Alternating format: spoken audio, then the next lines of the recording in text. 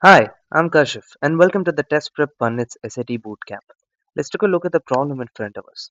It's a pair of linear equations, and they've asked us to find the solution. Normally, you would use algebra to solve this. You probably know a few methods to solve a pair of linear equations in two variables. But if you don't know how to do that, then the question's kind of tricky. I'm going to show you an alternate method to solve this question. We're going to pick values from the options and put them into the equations and see which values work out. Let's look at option C, 4 and negative 6. I've already written down the equations here so that we don't waste any time we don't need to. 4 and negative 6. Now let's look at the first equation. 3x plus 4y is equals to negative 3. Let's try it out. 3 times 4 plus 4 times negative 6. This is 12 minus 24, which is negative 12, which is not the answer. Therefore, we can eliminate option C as it does not satisfy the first equation. Let's take a look at another option. How about B?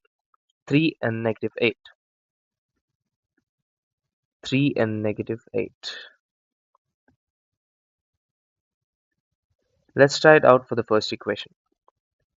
3 times 3 plus 4 times negative 8.